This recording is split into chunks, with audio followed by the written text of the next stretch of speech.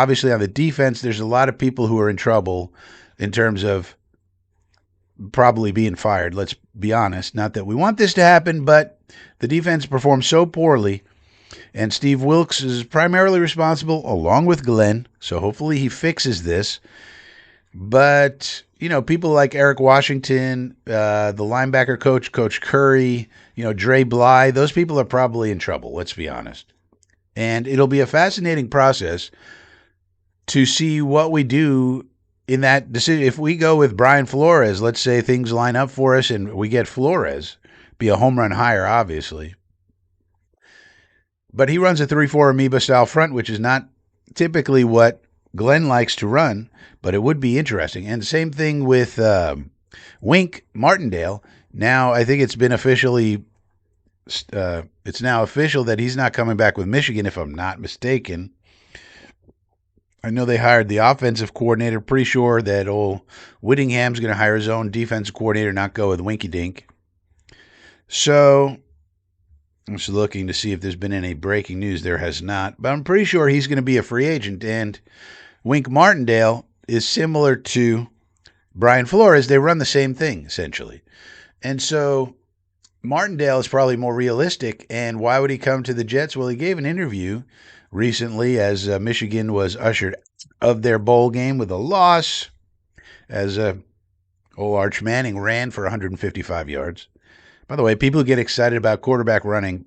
It's not a red flag, but it's like a yellow flag. Like, running's nice. It's good. If you're athletic, it's fine. It's a good trait to have. But if all these people, there's a lot of arch bots out there, by the way, in case you didn't know, who are making money one way or another from promoting Arch Manning. Because corporate America is now involved. He makes so much money. Corporate America is involved, which means PR people are involved, agents are involved.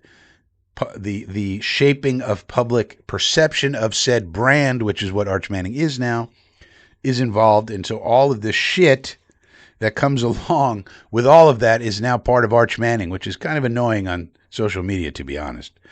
But if you're just looking at it from a purely football standpoint, running's fine. But if people are kind of like celebrating a guy because he runs a lot, there's not a lot of NFL quarterbacks who can just run a lot and have nice long careers and win multiple Super Bowls. Eventually, the injuries just catch up to you. There's very few. Only Josh Allen.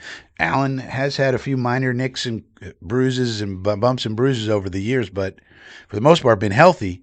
And he's like the only one that stays healthy and wins. Now, he hasn't won any Super Bowls yet, so you might think about that, but especially if he never does get one in his career, but that'd be weird. He's going to get one. But that's the exception to the rule. These guys all get hurt, whether it's Kyler Murray or it's Jaden Daniels or it's whoever it is. They all get injured. So it's not a bad thing to run around, but you shouldn't be celebrating that. What you should be celebrating is a high-level quarterback play where a guy is processing at a high level, going through his progressions, finding the open man, delivering the ball from muddy pockets. That's what you want. Because that's what you need to do in the NFL. When you're looking at it from an NFL point of view, which is the way I look at it, I'm an unpaid Jet scout. I'm not an unpaid regular old scout.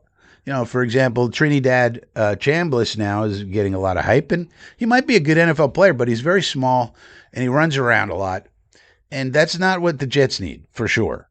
I don't think it generally works in the NFL anyway, but for the Jets, no. We just tried a guy, Justin Fields. That didn't work.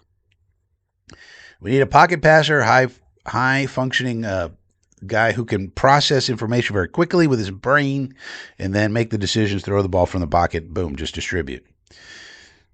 Anyway, I'm not sure why we got off on that tangent, but it'll be interesting to see if we hired like a B-Flow or a Winky Dink, then it would be a 3-4 coming in, and then that would have an impact on the roster. You'd see a lot more linebackers being acquired and a lot fewer defensive